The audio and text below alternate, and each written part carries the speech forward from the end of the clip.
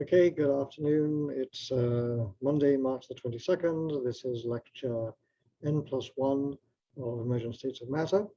So last lecture, we were examining the diagonalization of the Hamiltonian for the interacting Bose gas. And what we derived was the form of the Hamiltonian after we had done our canonical transformation, sometimes known as a Bogoliubov transformation, into a quasi-particle form, where we have a ground state energy over here.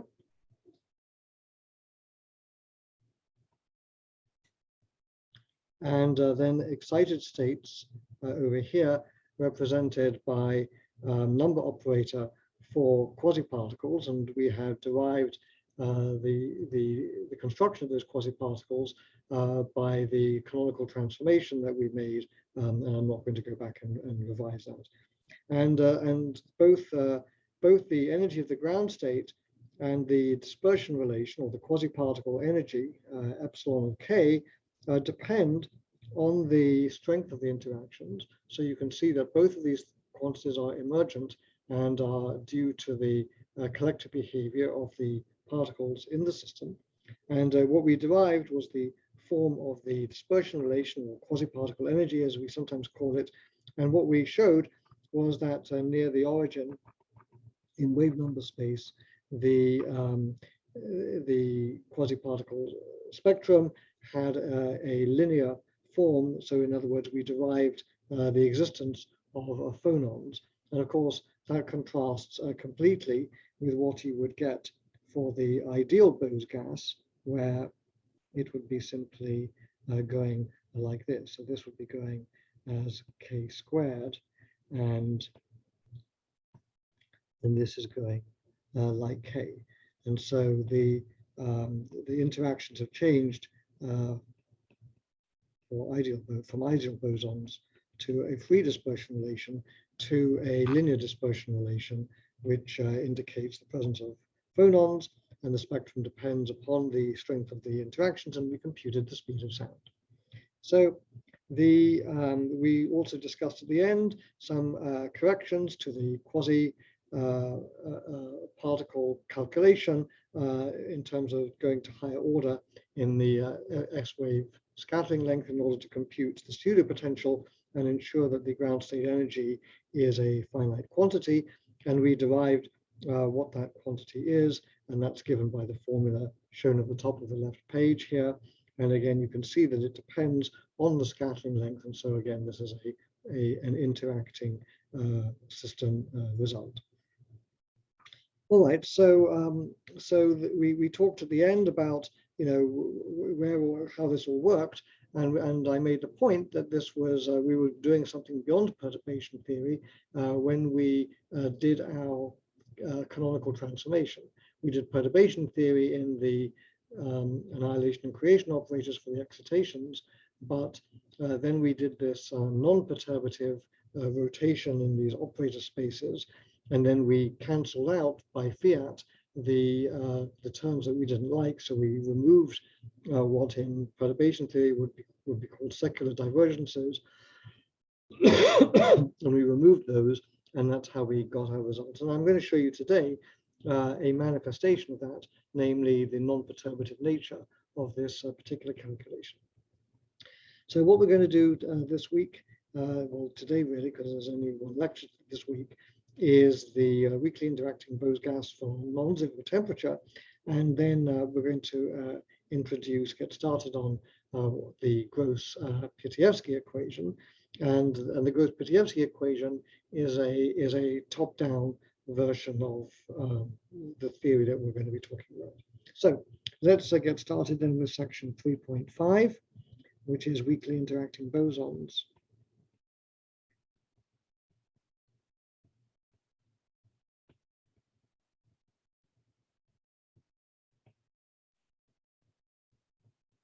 At a non-zero temperature. So I'm going to say T greater than or equal to 0, because in fact I'm going to do this calculation at both 0 and non-zero temperatures. But in fact, you're going to do in the homework the non-zero temperature calculation. So the goal in this section is to compute the depletion of the condensate.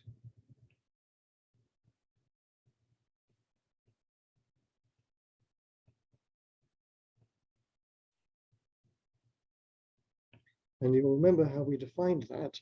So that was defined in the following way. We took the average number of particles in the system minus the number of particles in the condensate itself. And so that's the excitations of the system divided by the total number of particles in the system. And so N0 of T here is the mean occupation number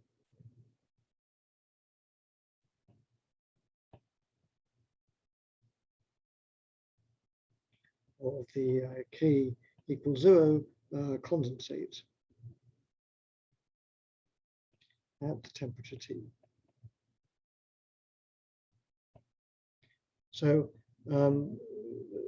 so in order to understand this, we know what's going to happen is you're going to excite quasi-particles.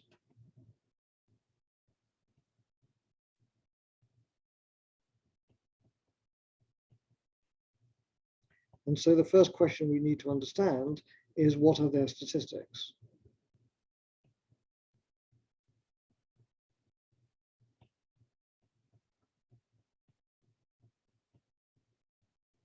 So we kind of already know the answer to this, because last lecture I showed you, or 2 lectures ago, I showed you that they obeyed Bose commutation relations, and therefore that implies that they obey Bose-Einstein statistics.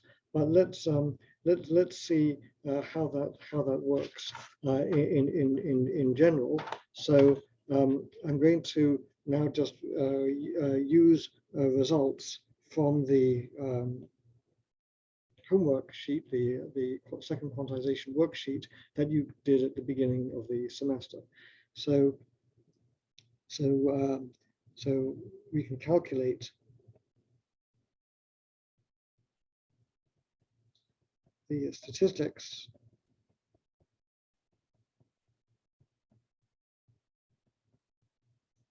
from the commutation relations.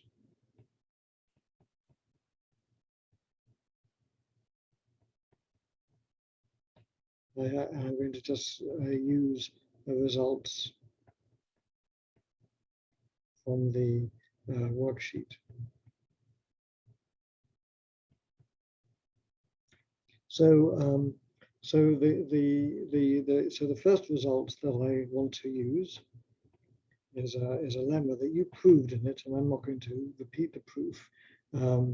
So the claim is that if I compute e to the minus beta times the Hamiltonian times alpha k dagger e to the beta h, that is just equal to e to the minus beta ek alpha k dagger.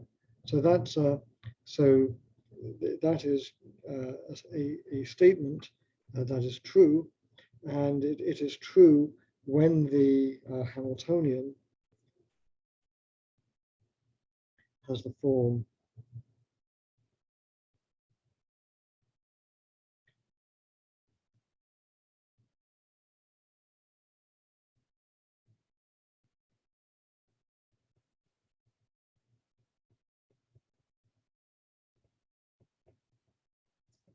like so, and the which is just the quasi-particle form.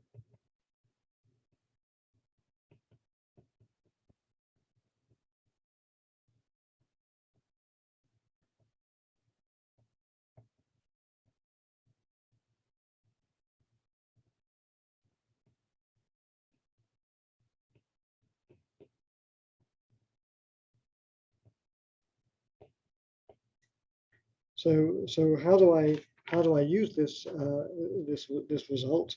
So we use the result in the following way, by simply calculating the expectation value of the number of particles in the state labeled by K. So that by definition is 1 over Z, the trace of e to the minus beta h prime. I'll say what that is in a minute. Alpha k dagger alpha k, and here alpha h prime is equal to h minus the chemical potential times the number operator. So that's my definition of the expectation value of the number operator. And now all I'm going to do is I'm simply going to split up the terms in this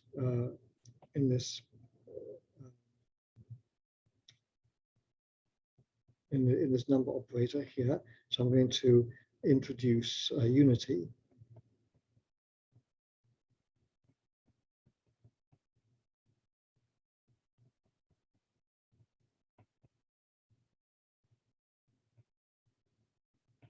So we're going to do that. So the way I'm going to do that is to write it like this.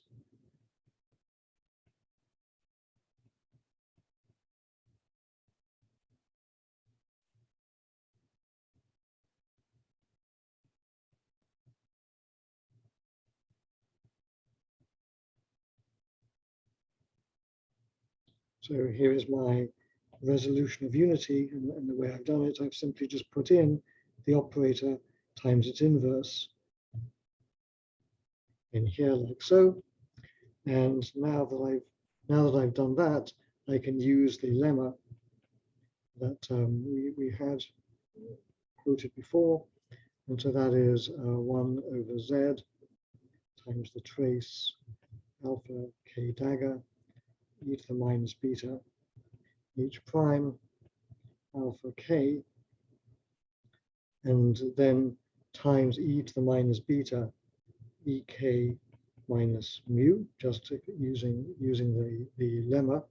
And then I'm going to use the cyclic property of trace. So I can write this as 1 over trace. And now I'm going to write this as e to the minus beta h prime, and then put alpha k dagger over here times e to the minus beta ek minus mu.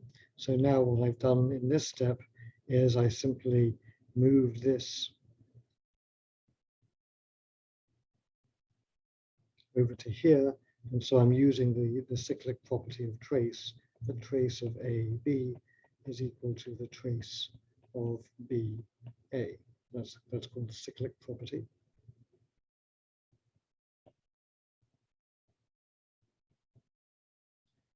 And so now alpha k dagger, that looks kind of like the number operator, but everything's the wrong way around.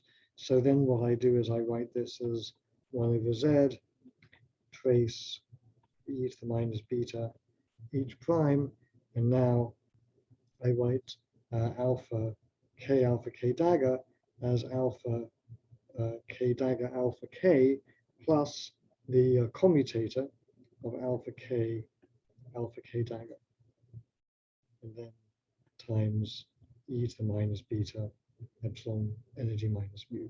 Okay, that's squashed in there. And then this thing I know is just a unity. And then this thing over here is just nk.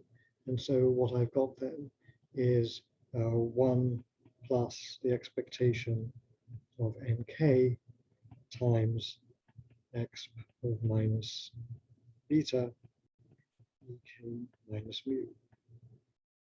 So now I've got a closed equation, and I can solve it for nk, and so I get that nk is equal to e to the beta ek minus mu minus 1 all to the power of minus 1. And so we've got those statistics. So no surprise there, but it's very nice to see how this comes out using these simple results. Okay, so now we're going to compute the depletion. So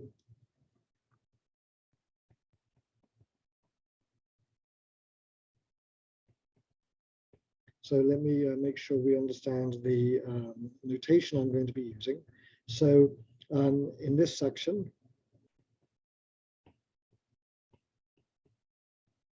when I write down this, now I'm going to mean a thermal average. So this I can write as 1 over Z, the sum over eigenstates, nu, whatever is in there, times the energy. And in general, if I had these are energy eigenstates.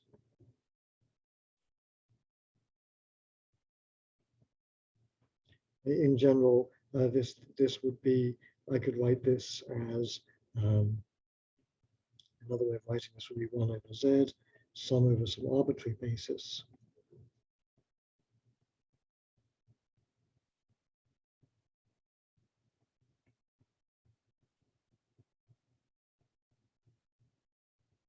Like so.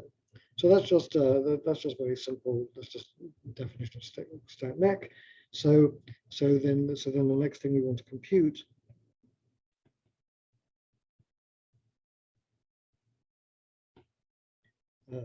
d of t and see if it is the same as rho n of t over rho, which might be our null assumption. Okay, so now let's do the calculation. So so the step 1 is going to be to express d of t in terms of thermal averages. So we know that the number operator is just the number of particles in the ground state plus the number of particles in the excited states. And now I'm using the A's here. So notice that these are the operators for the atoms.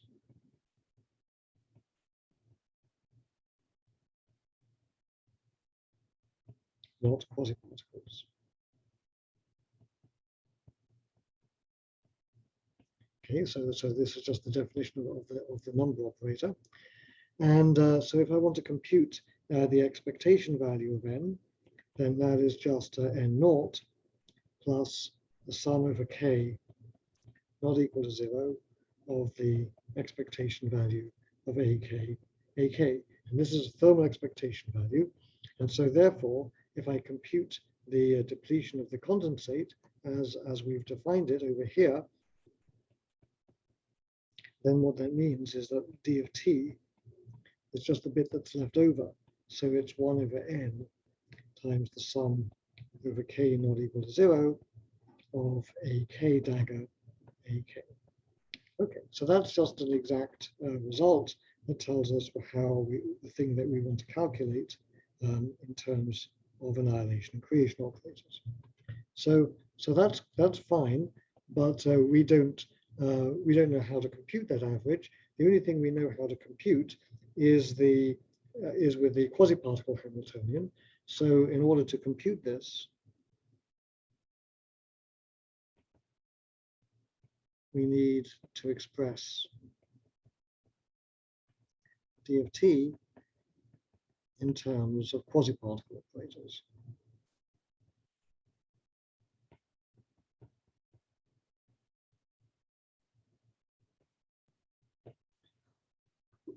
So remember that we worked out how to calculate A in terms of quasi-particle operators. So they go like this.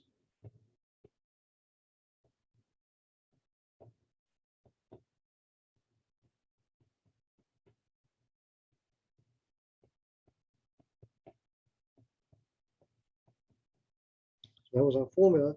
So now all we need to do is take this and substitute into our formula for d of t. So that means that a k dagger ak is just a big expectation value around the product of these two things. So let's write out all the terms. So you get U K squared alpha K dagger alpha K plus V K squared alpha, let's take away that bracket, I don't need that, alpha minus K alpha minus K dagger minus UK VK alpha K dagger alpha minus K dagger minus UK VK alpha minus K alpha minus K.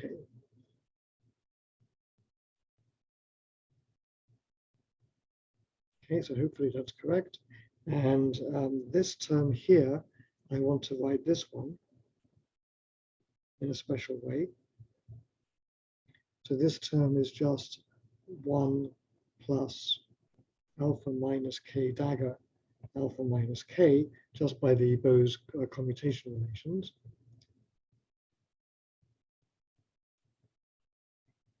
So what that says then is that the things that I need to compute is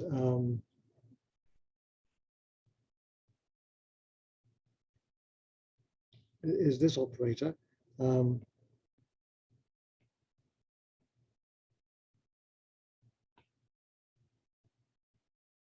Alpha K alpha minus K dagger dagger. So that's one of the terms that we have to evaluate. So this thing is equal to 1 over Z, the sum over eigenstates nu alpha K dagger alpha minus K dagger nu e to the minus beta E nu. And so let's choose these eigenstates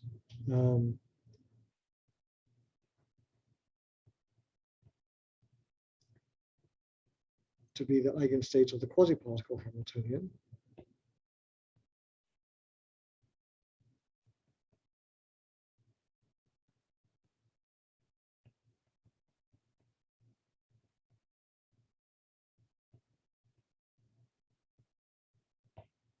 And then what's going to happen then is when I have alpha K acting on this state, it's going to create more particles.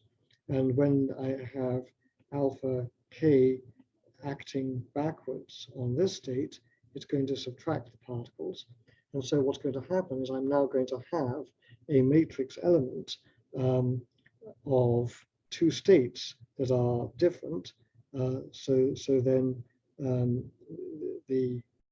this thing is then going to equal some nu prime nu, and that is going to be equal to delta nu prime, but this is a state with nu minus 1.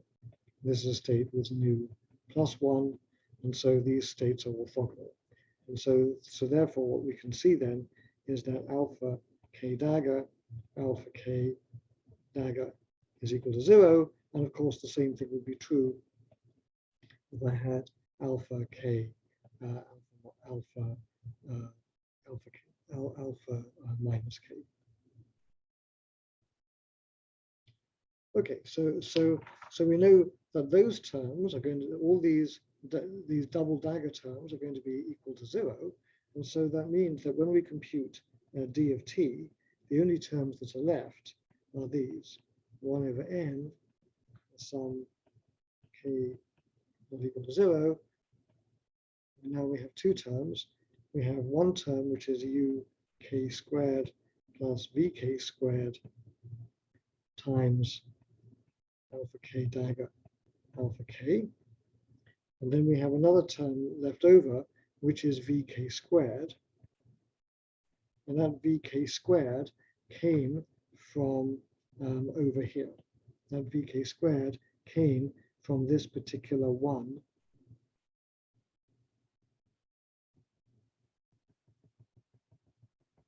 That I circled over that. And so that's our formula then for d of t. And the other point I want to use is I made one other trick, which is we use the fact that if I'm summing over some function of k is just a label, a dummy variable, that of course is the same thing as summing over all k of f of minus k. That's a trick that we've used before, and we used it here to simplify this formula. Okay, so that's all fairly straightforward. So now we can go on to step 2.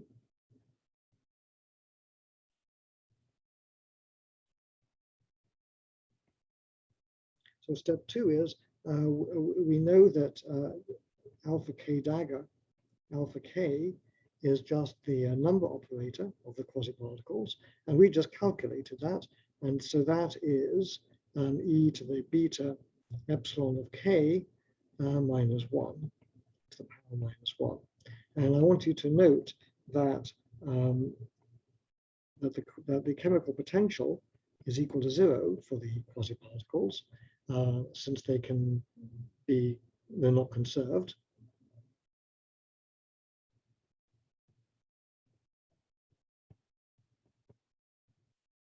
Unlike the atoms. And so this distribution, we just set mu is equal to 0 in the Bose-Einstein distribution. So we have that. So the next thing we need to ask is, what is the coefficient of this thing? Well, I've got these terms here, uk squared and vk squared, and a vk squared over here. So let's just assemble the various formulae that we calculated already.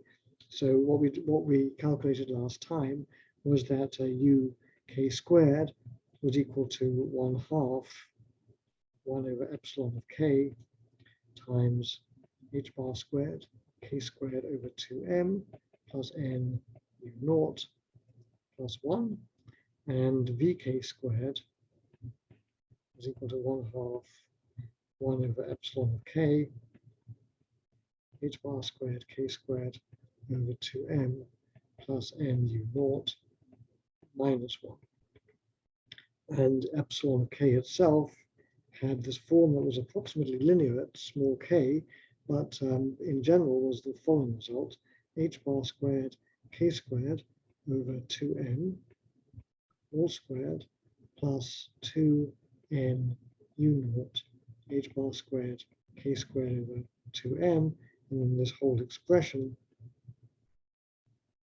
square rooted. So kind of messy. So so what is the next thing that we need to do? So the next thing that you need to do in order to proceed is to substitute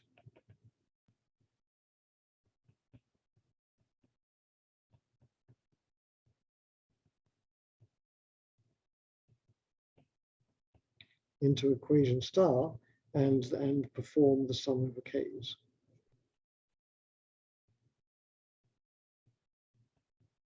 Which of course means doing an integral over k.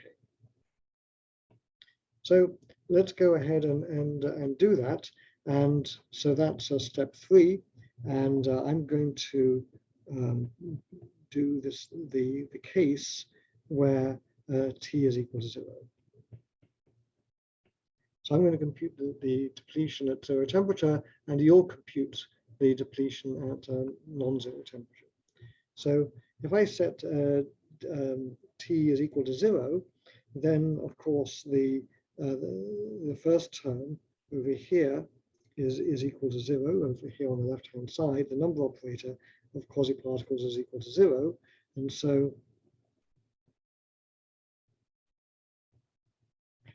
all I get then is that the depletion of the condensate is equal to just 1 over n sum over k not equal to 0 of v k squared. And so let's turn that thing into an integral.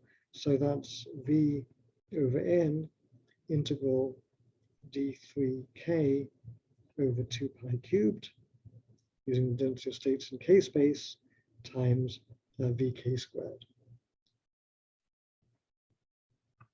So and just in case any of you are worried about what happened for the k equals 0 term, the k not equal to 0 constraint is okay, And the reason it's okay is because the d3k is equal to 4 pi k squared dk, and so the k equals 0 state has 0 weight. And so that means that going from the sum to the integral is okay. Okay, so now that we've done that, let's do the integral. So it's kind of a mess. So I'm going to walk you through some of the steps in that, just so that you can see how it all works. So to do the integral,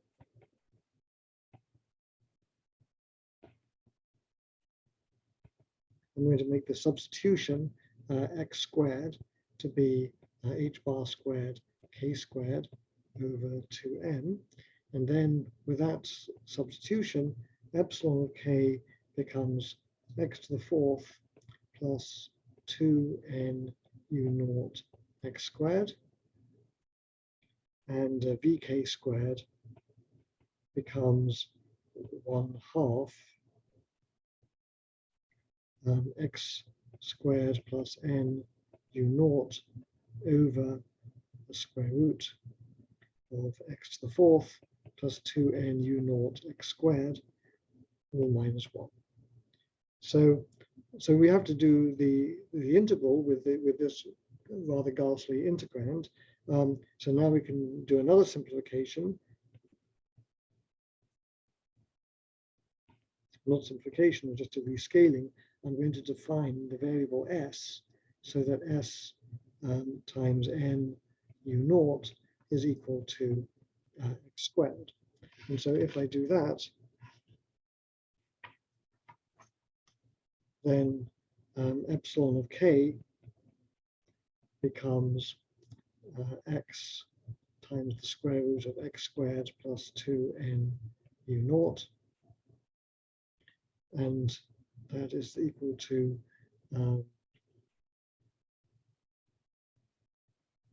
square root of n u naught times s times the square root of s squared plus 2 times the square root of n u naught. And so I just simply get n u naught times s, the square root of s squared plus 2. Okay, so that's what happens to that. And then vk squared turns into the following 1/2. So it's n u naught, just simply making the substitution, nothing fancy.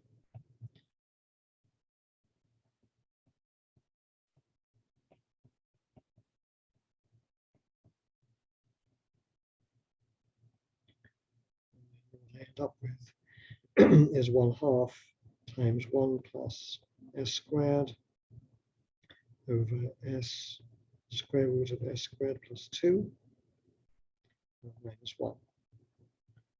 And then the last part of this rather tedious calculation is that h bar squared k squared over 2n is the same thing as s squared times n u naught.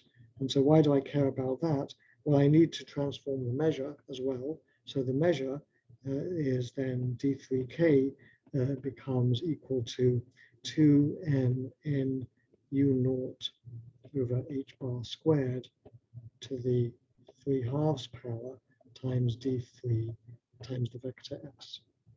So that's and the power of 3 comes about because I've got product of three Cartesian coordinates. So let's put that all together now into one final yucky formula.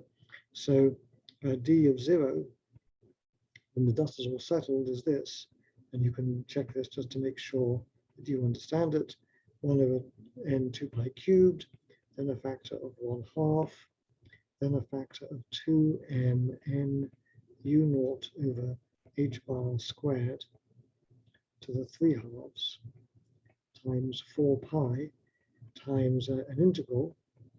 And that integral is the integral from 0 to infinity s squared ds times 1 plus s squared over s times the square root of s squared plus 2 minus 1. Okay, so that's the formula. Now, this thing over here, the reason I did all these different substitutions is because what I wanted to do was turn this thing into a what I want to do was turn this thing into a number. So this is just a pure number, and all the physical variables are outside. So if you were doing a calculation for homework or something like this, you would just say, well, that integral is just a number. You want to check that it's finite. But once you've checked that, all the physics is in the prefix, as you'll see. So you can do this integral, and I'll tell you what the answer is. It's just root 2 over 3. So there's just some applied math tricks to do that integral. So now what we've got is our final result, that d of 0 is equal to the square root of 2 over 3 times 1 over 2 pi squared each bar cubed times n to the 1/2 times 2m u naught to the 3/2. And that's our final result. And it's an interesting result, and so I want to tell you something about it.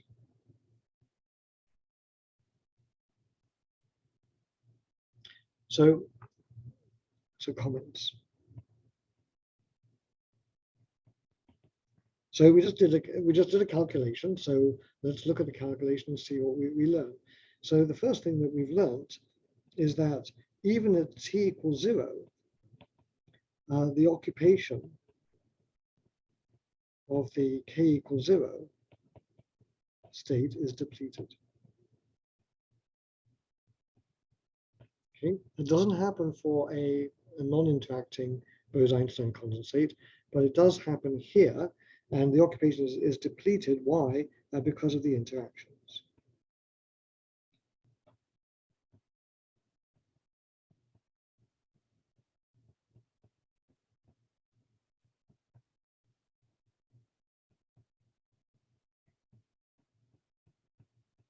So non-interacting bosons, 100% of them will all collapse at 0 temperature into the k equals 0 state. That's not true for interacting bosons. The interactions will push some of them out. The system it discovers, what we've discovered is that the system can lower its energy by having some of the particles in the condensate and some of them in excited states.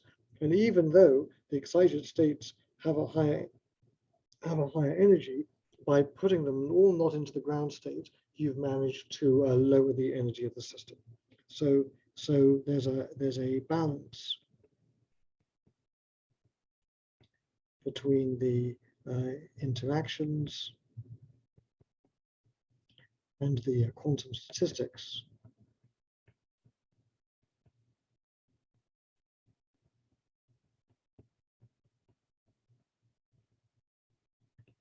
That means the system can lower its energy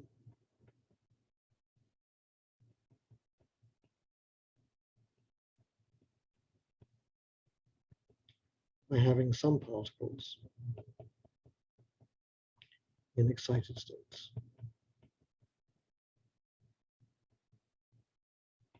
even at 0 temperature. So that's the first thing. Well, we expected that, but you probably didn't expect the next thing I'm going to tell you. So the next thing that we've discovered, the most important thing that we've discovered, is that d0, the depletion of the condensate, is proportional to u naught to the power 3/2. And why this is so interesting is that because it goes like u naught to the 3/2, this is not an analytic function.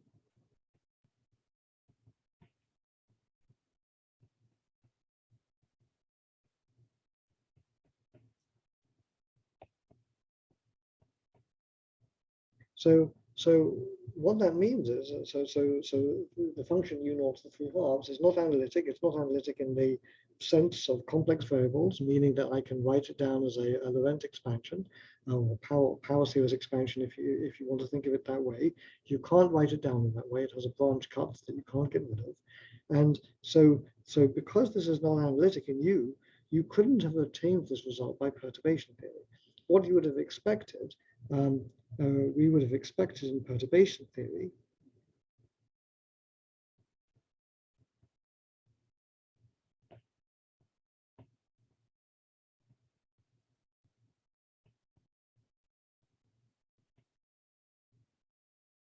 whenever you compute something, that d of 0 would be proportional to u naught, perhaps. But that's wrong. And why you say u naught? Because perturbation theory says, well, it's 0 when u naught is equal to 0, and then we're doing perturbation theory in u naught. So therefore, to a first approximation, everything should be linear in the small parameter, which is u naught, and so you would have guessed that the depletion is equal to u naught at small u naught. But we found that that's not true at all.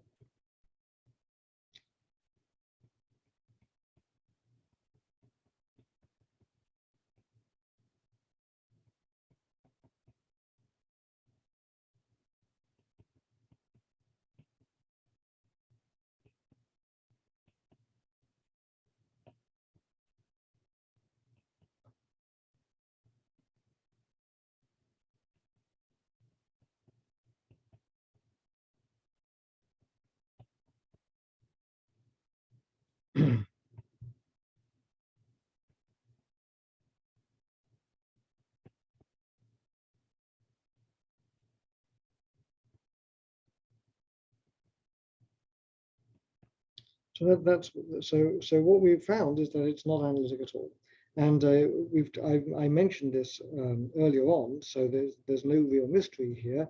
So the non-analytic step that we did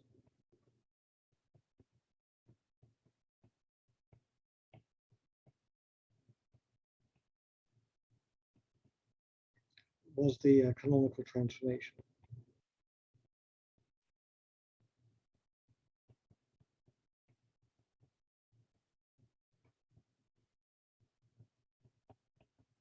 That's the canonical transformation. It relates alphas to A's, and that transformation is sometimes known as Bogoliubov's transformation.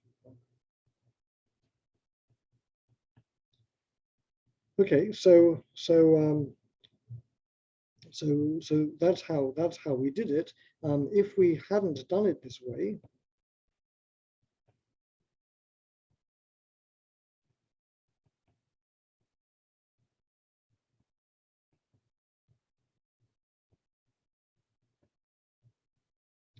we would have had to sum an infinite number of diagrams.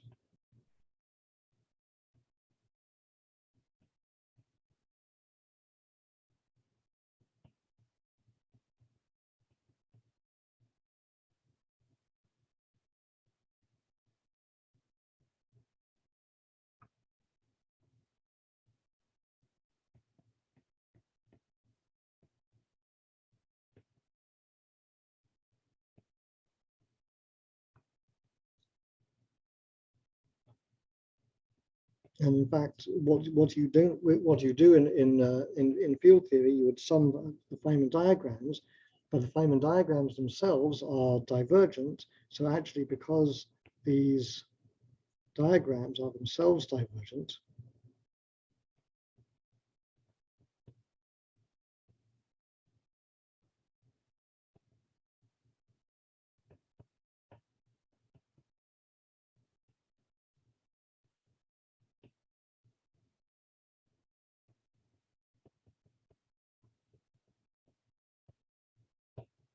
you can get away with summing only the most divergent ones.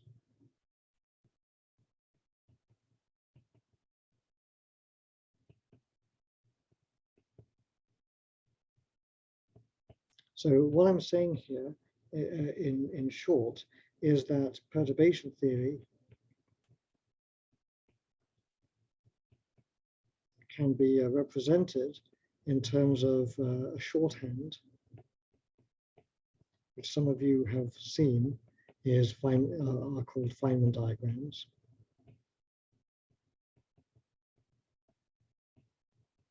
And when you do the integrals for these Feynman diagrams, those integrals can be divergent. Well, we know that the quantity that we're trying to compute, the depletion, is actually a finite quantity. We just calculated it. It's just a regular number. But when you calculate it in perturbation theory, the integrals are actually divergent. But when you sum an infinite number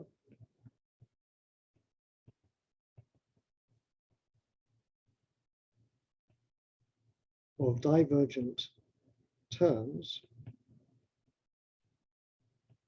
you can get a finite result.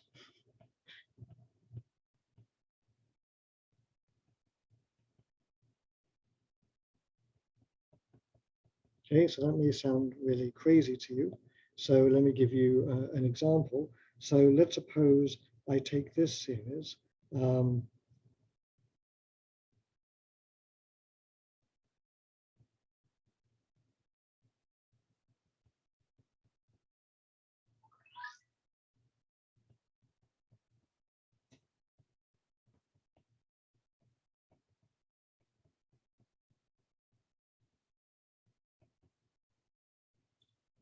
I'm going to say plus or minus here, depending on the power. Actually, let me write it. Let me be more precise.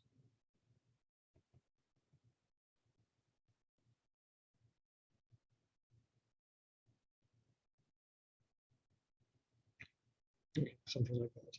So if I take this series, and now I take the limit as x goes to infinity, then of course you can see that every term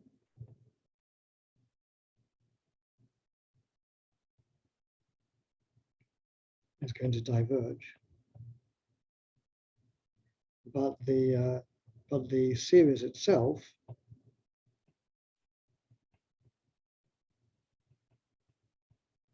has the value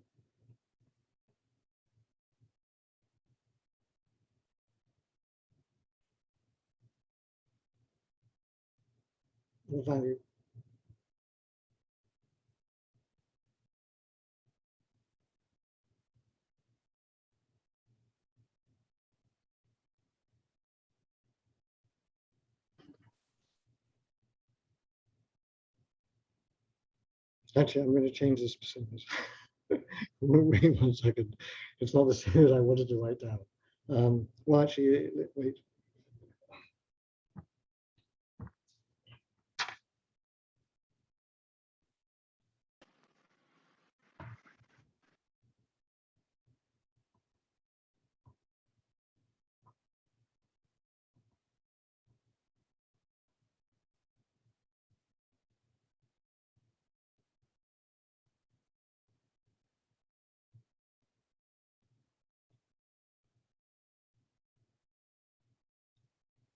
Yeah, what actually is the value?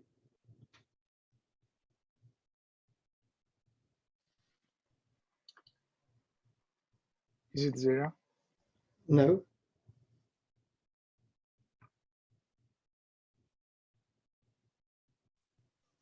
Doesn't it?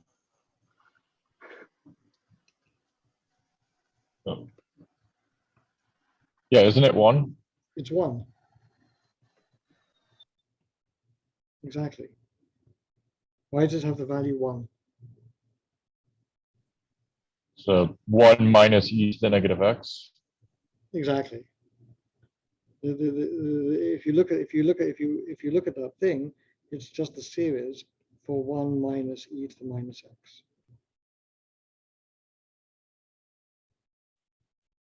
So a sum of an infinite number of terms can give you a finite result. Okay, so nothing strange about that.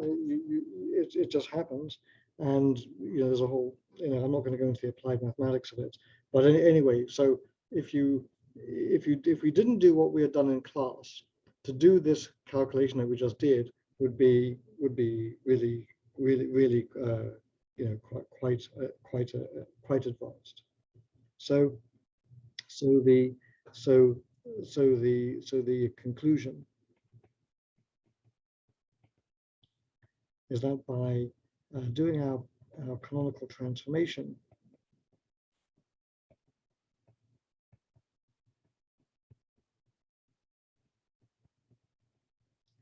we effectively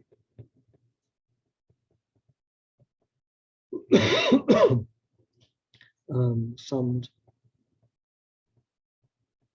an infinite number of diagrams, or an infinite number of terms in a perturbation theory.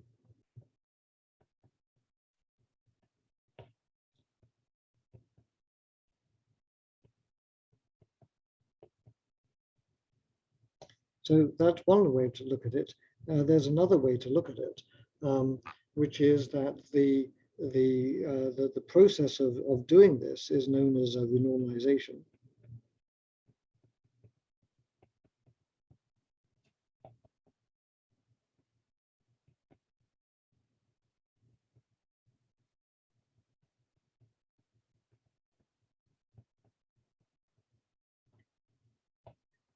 Doing these calculations, and what it involves is as you may have read, it removes divergent parts of Feynman diagrams,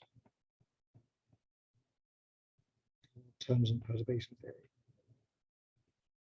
And I'm just going to put this in quotes, because it's something that you know, it's in the folklore of physics. Most people have heard about this, of course, and some people, if you're taking quantum field theory, you'll learn how to do this. But there's nothing very mysterious about it. The place where we did that is in our calculation, where we defined the canonical transformation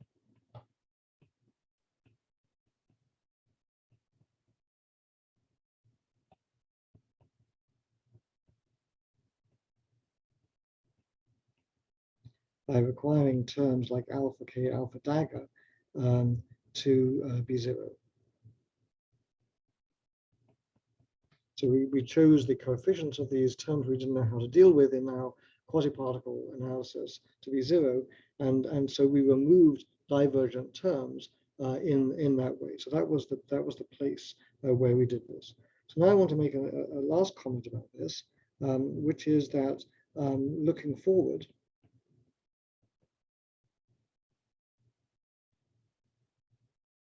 to the BCS Hamiltonian, which is going to be part of the next homework sheet.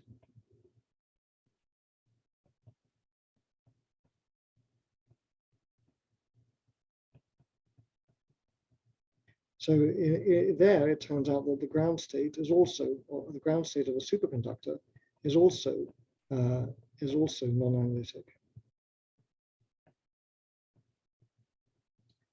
And that is, of course, why it was so, one of the reasons why it's so hard.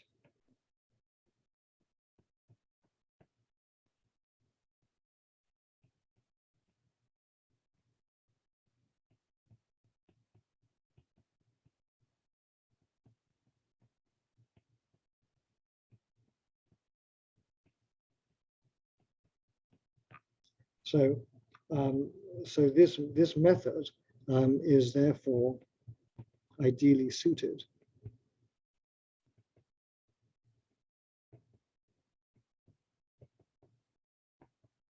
to solve that problem.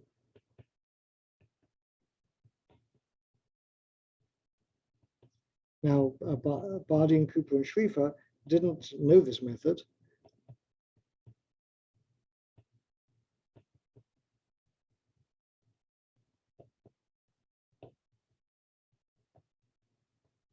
So what did they do? Well, what they did was they guessed the wave function. So Schrieffer, who was a graduate student at the time, guessed the form of the wave function.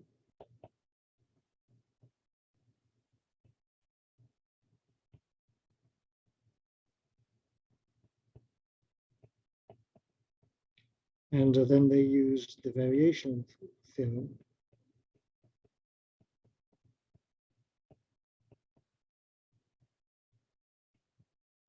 to construct the ground state.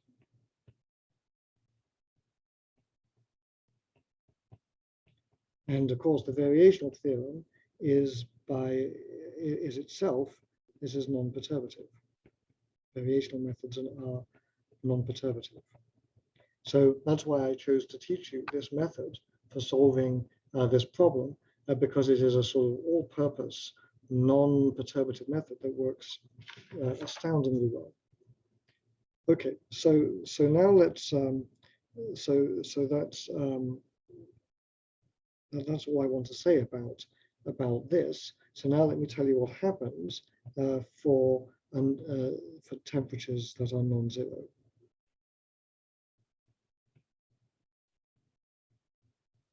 So let's suppose that we're at small temperatures.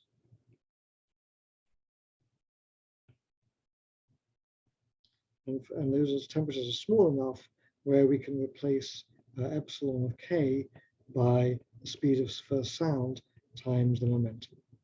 So then we can simply do the calculation.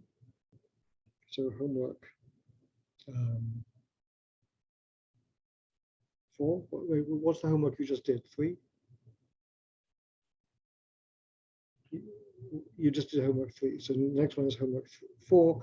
So what you're going to show is that d of t is equal to d0 of t, d0 plus m k b t squared over 12 h bar cubed c1 times n. And so that's what you'll do the calculation for. And as you can see, d of t has a different temperature dependence.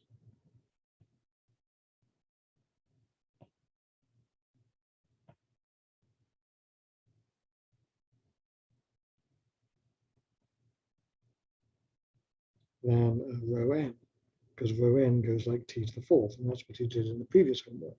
So we learned then that rho s of t over rho is not the same as n naught of t over n.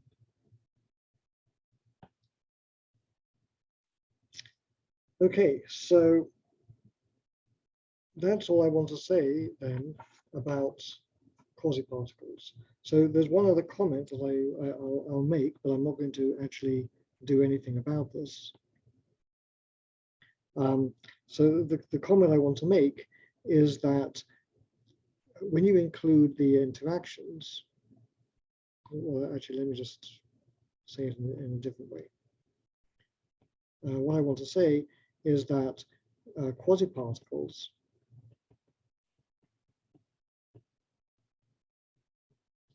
also have a lifetime.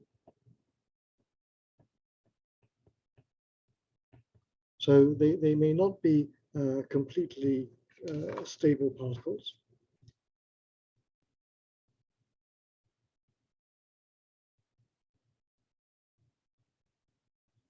So they have a lifetime, and that lifetime is caused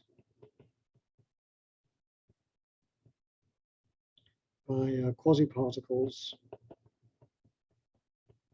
interacting. So we neglected the interactions between quasi-particles. We noticed that they occur. We just said we're going to ignore them, and so we did. So when you include the quasi-particle interactions, they give you a finite lifetime. And this is particularly important in solid state physics.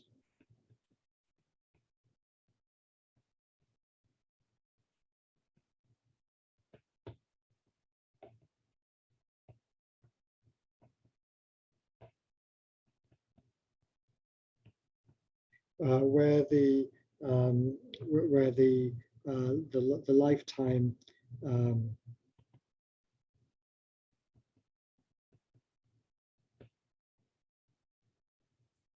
depends on temperature, and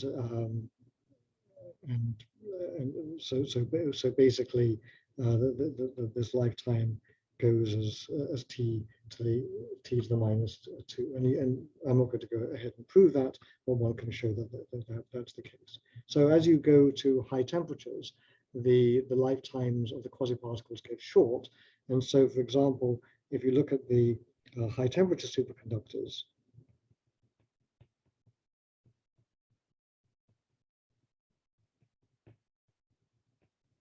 where T is, say, greater, or T can be of order, TC is of order 90 Kelvin or more, then you have to worry about whether quasi-particles even exist. And that was one of the clues that people had, that even the normal state of high temperature superconductors was pretty weird and needed to be understood. Okay, so that's all I want to say about the quasi-particles, and I want to move on to another topic, which is the Gross-Pitaevskii equation.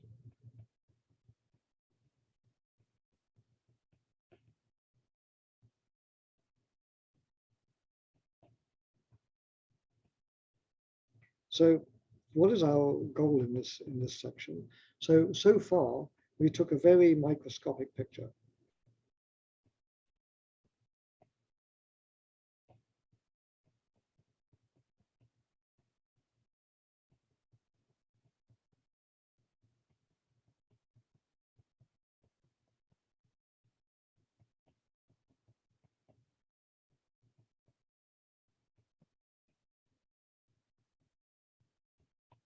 So what we did was we literally wrote down the Hamiltonian, and we were able to figure out a scheme by which we could do the many-body theory and work out the behavior.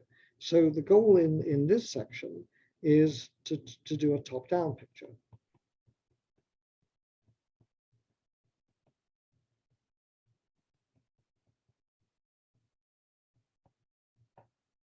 So what my goal is to motivate a different way of thinking about things.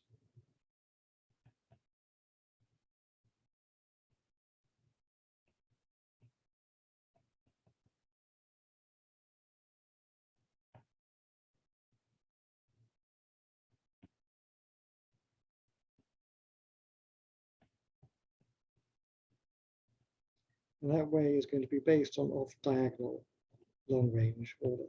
I see there's a question in the chat. Let me just quickly see what that question is. I hope it's not -1/2.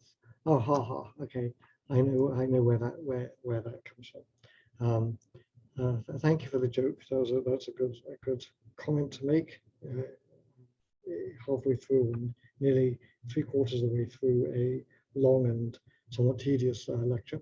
So Shubhang was making the comment that some of the series could be minus 1/12. Shubhang, do you want to tell people why you made that comment? Oh my, I didn't expect this. Sorry. Yeah, it was just like, I know somewhere in string theory, 1 + 2 + 3 + 4, all the way up, they take it to -1/12, which comes from some continuation of zeta function. But it's a meme. I'm just clowning in the chat. I'm sorry about that. Well, that's, yeah, but it's not a meme. You can calculate it yourself. It's not hard to do, and so this goes back to, it's long before string theory. This was known. I'm sure it was known to Euler or Gauss, and certainly Ramanujan and so on. So if you look in Hardy's book in the 1930s on divergent series, you'll see this described there. So it's actually a serious thing. And I'm just going to make a sideways comment because I feel like it. You've been taught mostly up to now that if you want to do approximations in physics, you should try to make convergent approximations and so on and so forth. In the world of the real world, as it were, it turns out that divergent series are much more useful to calculate things with than convergent series. And this was discovered. The first person who really discovered this was Sir George Gabriel Stokes in the middle of the 19th century. He wrote a very famous paper, which you won't have heard of, but it was one of the foundations of asymptotic analysis, where he worked out the theory for the colors of the rainbow from the Fresnel integral, which some of you may know from optics. And you can calculate the terms in this integral to work out the function that describes the intensity of the rainbow and so on, and that you can write down as a convergent series. And you might ask, how many terms in the convergent series do you need in order to get a good approximation? And the answer is about 300. Okay, so it's a real nasty thing to compute. And what Sir George Gabriel Stokes realized was that I can make an approximation to this, which is a divergent series. And the divergent series, even though it is formally divergent, it will converge until the point where it starts to diverge. Such series are called asymptotic series. And with only about 9 or 10 terms, you get 8-digit accuracy or something insane like that.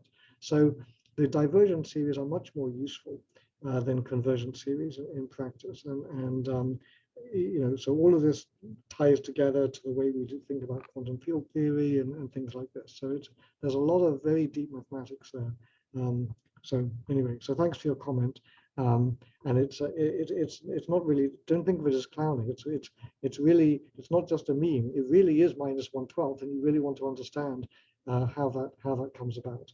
And if you want to learn about asymptotic analysis and divergent series, the book that I always recommend is my favorite mathematics textbook, which is the textbook by Bender and Orszag on advanced mathematical methods for scientists and engineers.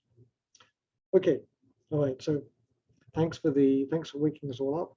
Now let's talk about the Gross-Pitaevskii equation. So the goal of this is to make a top-down approach for thinking about things.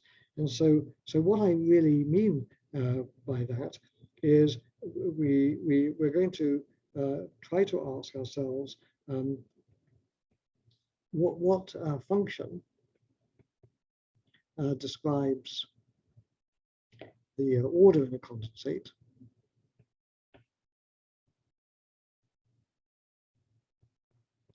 and we know the answer to that because it must come from off-diagonal. It must come from off-diagonal long-range orders. So we're going to write that down in a slightly different way than the way we've done before. And then you might ask yourselves the following question: if I know what this function is, what equation does it satisfy?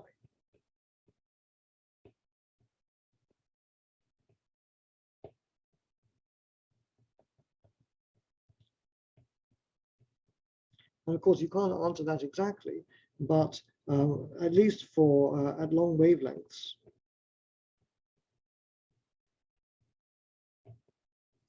you can write this down.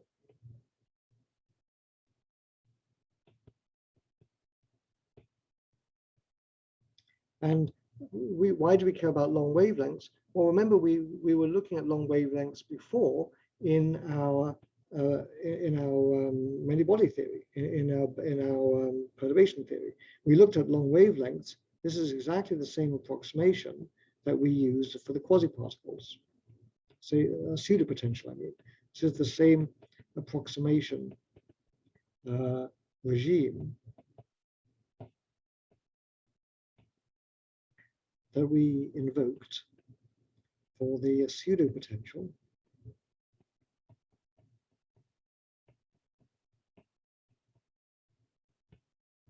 that enabled us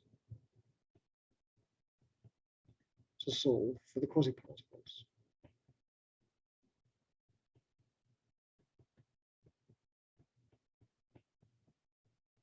So what we're going to see is that we can work out what this differential equation is, and we'll see that it gives us a fantastically quick way of deriving the excitation spectrum and all of the results that you get from the microscopic quantum mechanics, but now just done using differential equations. So what we'll be able to accomplish is that once we've got that resulting equation, which is called the Gross-Pitaevskii equation,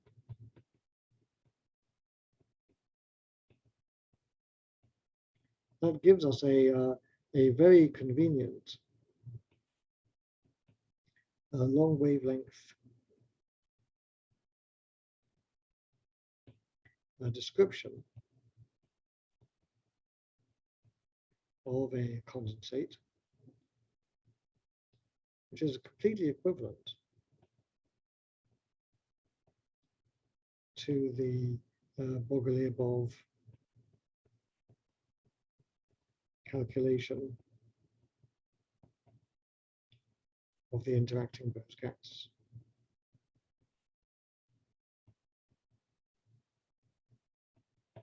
And why is this useful? Well, it's useful because now we can use it to describe spatially varying systems.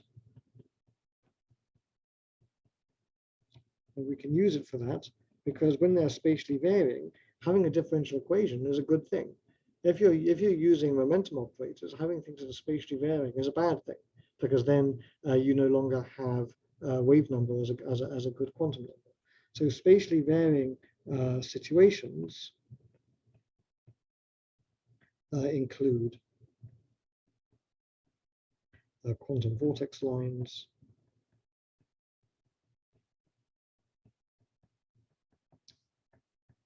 the effect of boundaries. In other words, what happens to a superfluid near a boundary.